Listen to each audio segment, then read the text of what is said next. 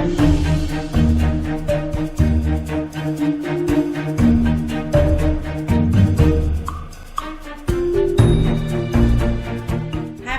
I'm Stephanie. Welcome to 10 Go mistakes that all players have made. We received many questions about where to go after watching our Rules of Go video. We recommend that you play a few games online or with your friend. This will give you a sense of what Go is like. Afterwards, watching this video will equip you with essential skills for all beginner to novice players. Now let's get started. Number 1. Mat chasing. Trying to capture the opponent's stones without caring about our own weaknesses. This is the perfect example. I have been seeing this mistake so many times. So white just played extension move here, and now the player with the black stone says, you know what? The direction you want to go, I'm going to block you. And then you will turn out like this. The direction white is escaping, and the direction black is going to block. And after a few moves are played on the board, now we realized there are so many cutting points left for black, and then the two groups now are in trouble. So the correct move to attack is how to prevent. Connect yourself and defend the territory instead. So instead of block here, black should push from the right side, the other direction. Number 2, mat escape. Escaping stones in one direction only and towards to the edge. Now there are 2 examples on the board and white to play. So actually this group has 2 liberties left. Then if white escapes from the wrong direction to the bottom, like this, all the way to the bottom, and now if white Atari is here, then there's only 1 liberty left and then we'll get captured. So never be mad when you're trying to escape. So the correct direction of protecting this group is to, there's nothing wrong to turn here, but when you Atari to the edge, then you have to be careful. So instead of Ataring to the edge, white now should either double Atari here, or any double Atari on both sides, or just simply escape to the wider area. Example on the top. So the 3 white stones now are in danger and almost surrounded by black. So if we madly escape to the edge, then what's going to happen? The entire group will get captured. So instead of running to the edge, white now should just Atari on the outside. Oops, it's white's turn. Yeah. Then if black connects, then white can simply capture the stones over here. And if black runs to the edge, then white now can capture instead. How to prevent? Look for other ways of escape, such as a different direction of capture the opponent's stones. Number 3, trying to save stones that cannot be saved. Some stones are already dead, and if we try to save them, even more soldiers will be sacrificed. There are 2 examples on the board. One example with 1 white stone here, one example with a bigger group on the top. If we look at this white stone here, if white tries to run, that's white, then black will keep Ataring, and if we try to run to the edge, what's going to happen? Now the entire group will get captured. And the ladder, the strategy black now is using is called a ladder. So in this situation, since the ladder already worked for black, white now should just sacrifice the 1 stone there. So same example, if black tries to save the large group on the top and keep running, that's the only direction black can run. And what's going to happen? Oh, the entire group is captured. So before black starts running, the first move, black now should just sacrifice the group there. So how do we prevent? Look 2 or 3 or more moves ahead, or memorize common shapes such as these examples like a ladder, or if you have stones on the edge, and be careful with that. Number 4, capturing stones that are already dead. Some stones are already dead and we don't have to spend an actual move to full capture them. There are 3 examples on the board. The 2 white stones right here, The question is it necessary for black to capture them? Because one stone on the left, I still have one liberty left, and this stone has 2 liberties left. The answer is no. Because even though white has an actual liberty here, but it's not necessary to capture. If white tries to run, black will Atari on the top, and then the 3 stones will be eventually captured. The same situation will happen if white tries to run to the top or to the left. Then black now can block, and now there is only 1 liberty left, and eventually the whole group will be captured.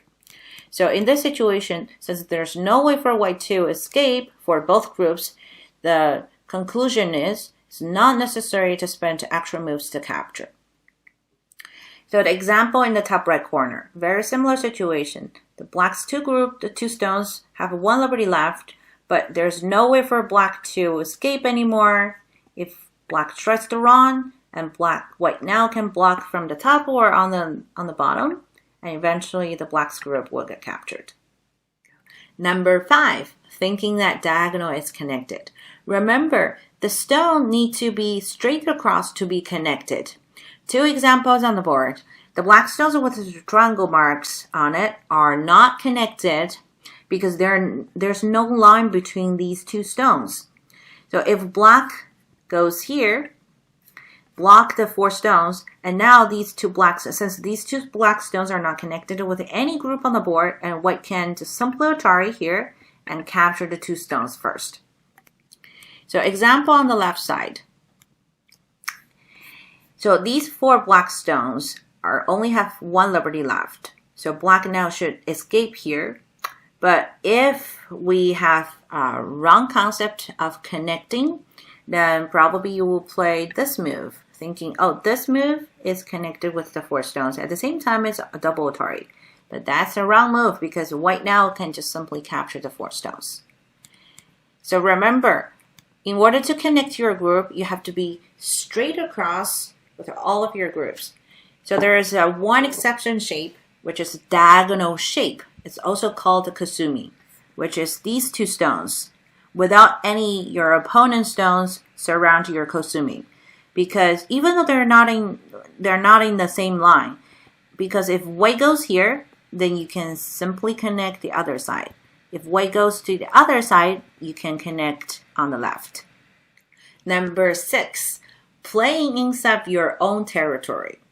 Let me show you an example. That's what's going to happen if we don't know where the territory is. So having more territory than the opponent is the ultimate goal of Go. Do not reduce your own territory. So how do we prevent? Know where our territory is and remember to make more territory with each move.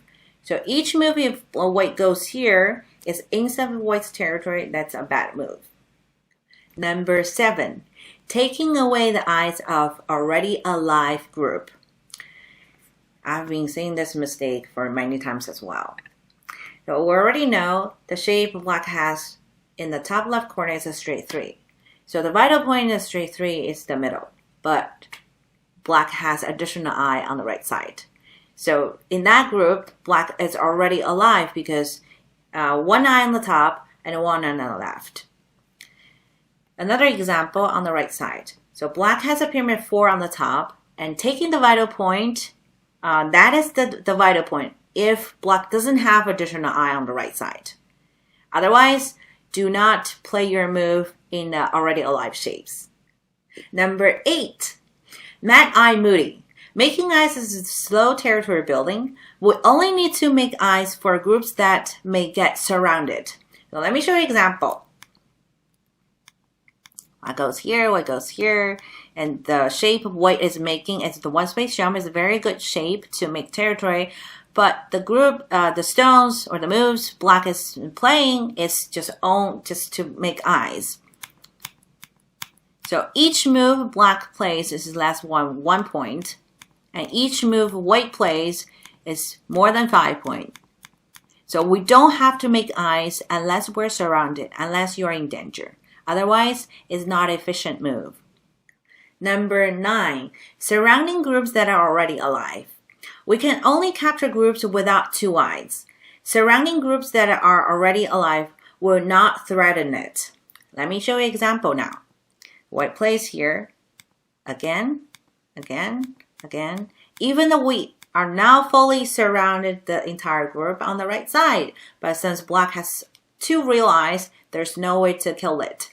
So all the moves white played are dame, which is the neutral point, which doesn't have any territory on the left. So pretty much we waste 6 moves already. So how do we prevent it? Train to identify real and false eyes. And probably you can do some life and death questions. And this will help determine whether the opponent's group is alive or dead. Final one, not looking where the opponent played. Strategy is kicking quite quickly as the players improve. It becomes important to fend off the opponent's strategies too. Now, black played a push here, and white played another push, and black ignores that move by Hane here, and then let white capture the entire group on the top.